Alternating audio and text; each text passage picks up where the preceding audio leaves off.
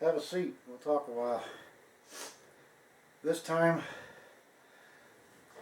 among other things I've got going, we're going to stop to repair this 177 caliber Umarex Fusion that was sent to me for said repair. The guy says it won't hold gas. Well, that's probably because, number one, this idiotic cap the Spaniards put on this thing. Now this, you got this cover right here, that's a left-hand thread first of all, so you've got to turn it this way, clockwise, to loosen it, just to make it easier to get off later. Then you unscrew this one, which is a right-hand thread in a normal fashion, to get this cap off the end of the gas tube, which is also a piercing cap.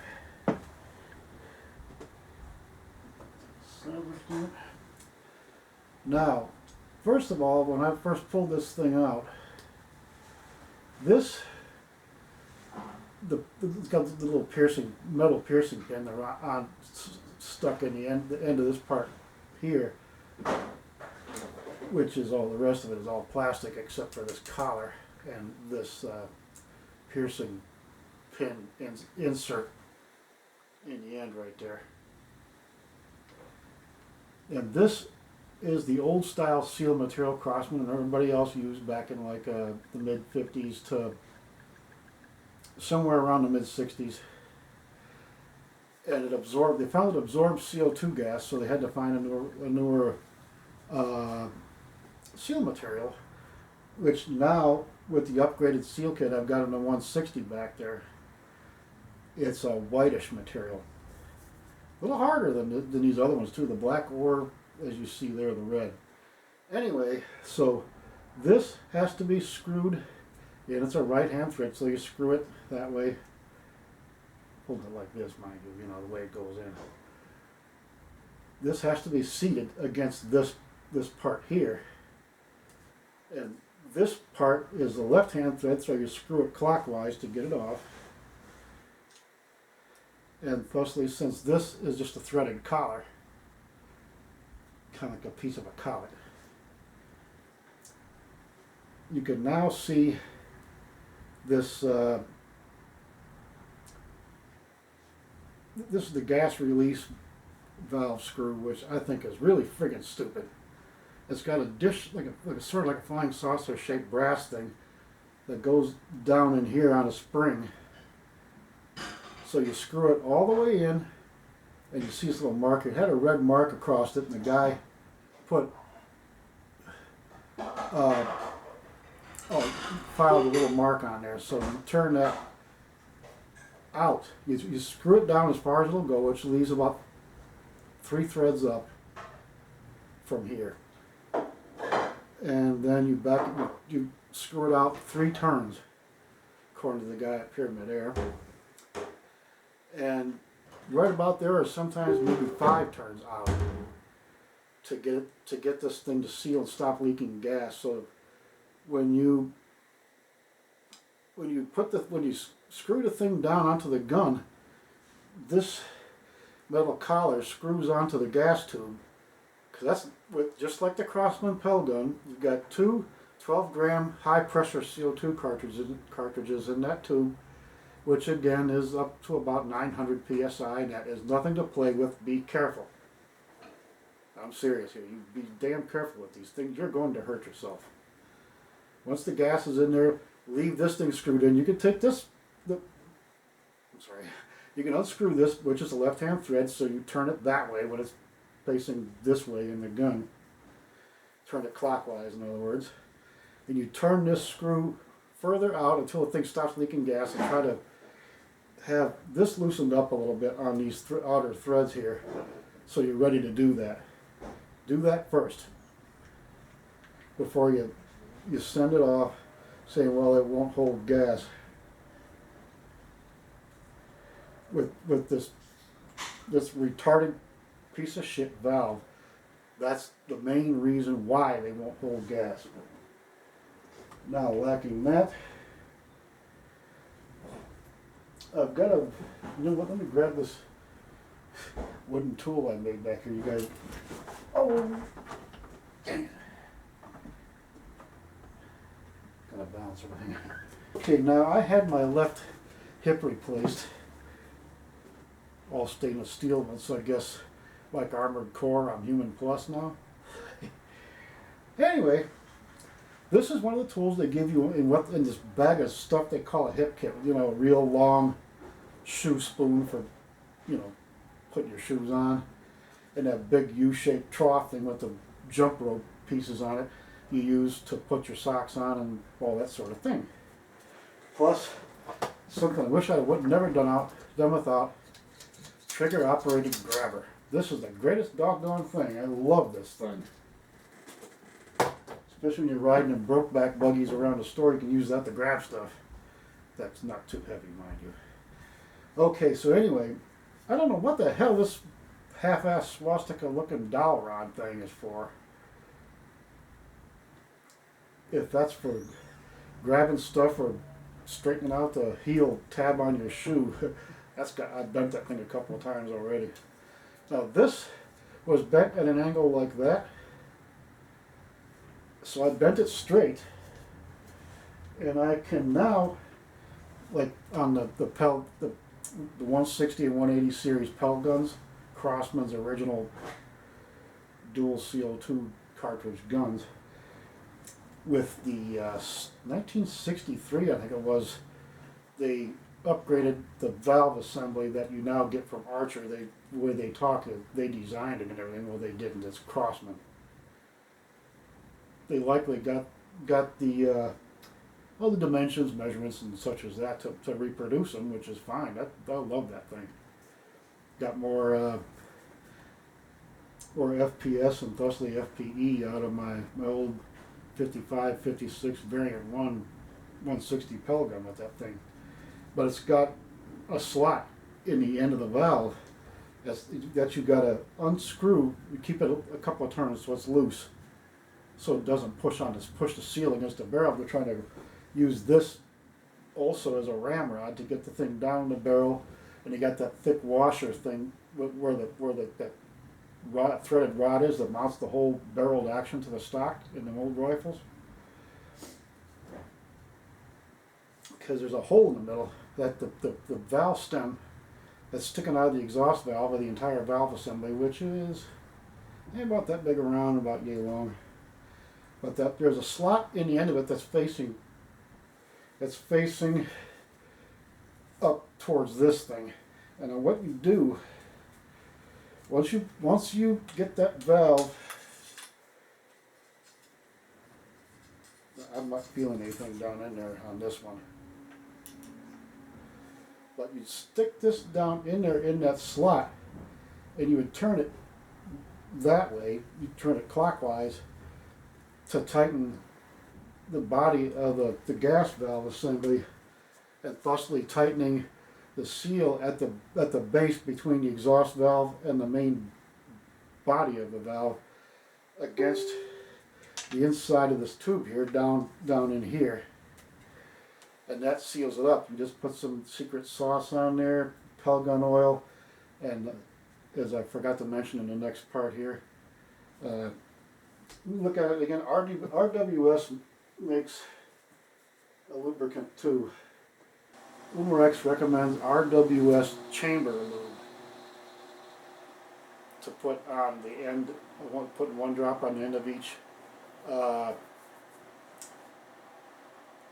CO2 cartridge before you insert it to lubricate the seals and stuff like that. But Mac 1 secret sauce, or even Crossman pellet gun oil, just as good. In fact, the secret sauce from Mac 1 is probably better than both of the other ones. And this guy that did these reviews on this rifle 4 years ago also stated what the owner had sent me when he printed out our email conversation to put in the box, that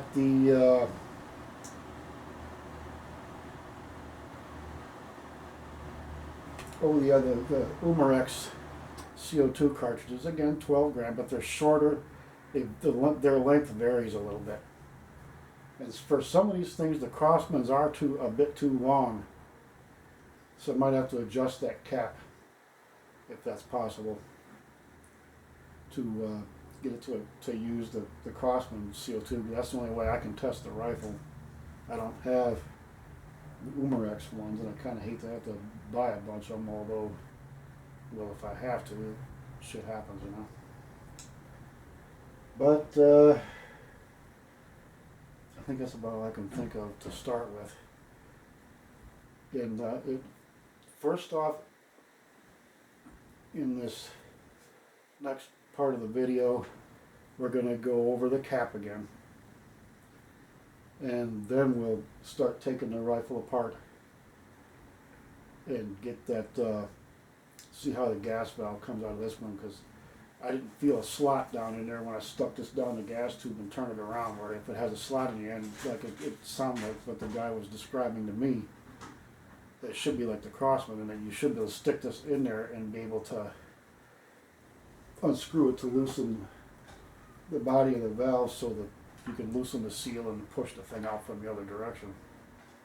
So you basically got to take the part of the receiver that's got the bolt sliding on it. You got to loosen that to take it out, and that bolt usually bolts down on top of that gas tube with the barrel and all of that. Everything just sort of comes apart, and we'll make sure the thing is okay internally, because you can. Let me see if you guys can hear this. Can you hear that? It sounds like down in here somewhere there's a screw loose, just floating around in there.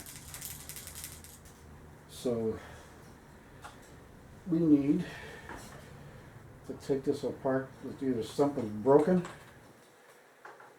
or they had a screw backed off so far the thing came out, it's rattled around, or just out and out broke. So we'll see.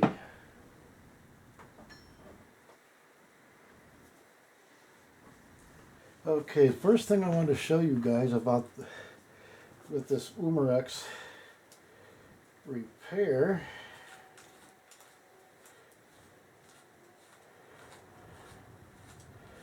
Unscrew the CO2 cap here. Umarex has a rather unique CO2 cap on it. Due to the material the seal there is made out of. Now this is the outer cap that you use, that you unscrew. It has a left-hand thread, so you unscrew it clockwise like this, which exposes that this thumb screw here. Now I found this thing screwed almost all the way out. You have to screw this thing. This comes off since you pulled that cap off. The cap is the only thing that holds it down against that little collar. You screw this down as far as it'll go, which is about that far. It's like 3 threads or so. And there was a red mark across there. The guy's also got a little notch file right there so you can see it. So now you got this screwed down as far as it'll go. You have to unscrew it 3 turns. 1, 2, 3. That's how many turns you have to have. He's got a mark here too, but anyway. You have to have it unscrewed 3 turns from all the way down as far as it'll go to make this seal. This thing unscrews too, and I found that unscrewed a little. This has to be screwed all the way up against the body of the cap, sealing cap here. And once you've done that, put the threaded the collar you used to unscrew it Now, and this, since it's a left-hand thread on the outside part here, you turn it counterclockwise. Making sure you've got it lined up square. That's always hard to do with plastic. And turn it this way to tighten it. And don't gorilla the thing down. I'm trying to find just the right spot to stop it and snug it real good. Comes out of that tube right there, right on the end under the barrel, just like a Crosman 160 or 180 series.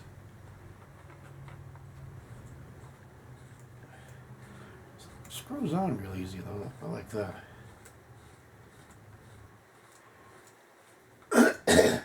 Now, just like the Crossmans,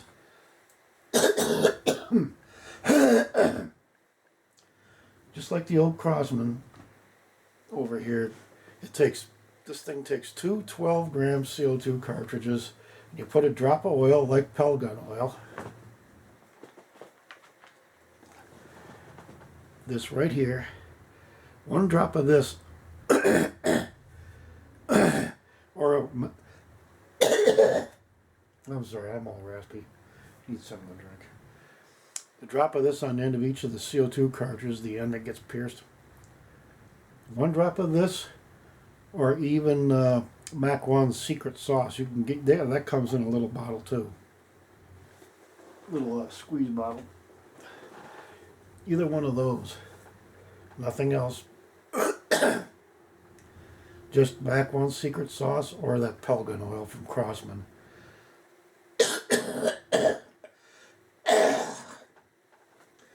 To lubricate the valve so it doesn't get sticky and leak the gas out. That's basically how that has to be, and why you do that. Keeps the gas valve assembly and all of that lubricated to where it works properly. And if it leaks and you've got that cap set right, you know you did that right. Then you got to take that valve out, which we are going to do.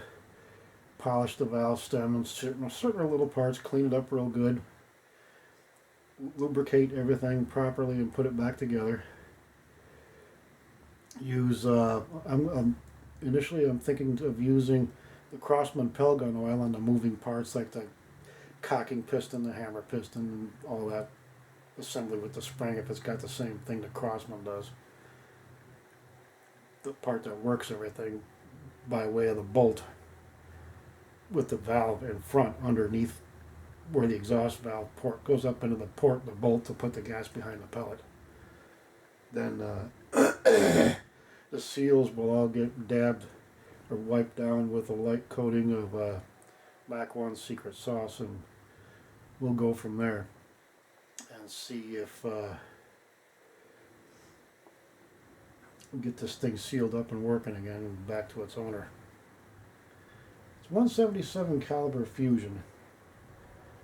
It weighs about the same as the Crossman 160 Pelgun I've got, and with the silencer that the Pelgun doesn't have, the Umarex Fusion is maybe about an inch longer. So it's the same size gun and about the same weight, minus that silencer, or I'm sorry, suppressor. So we'll see how everything goes.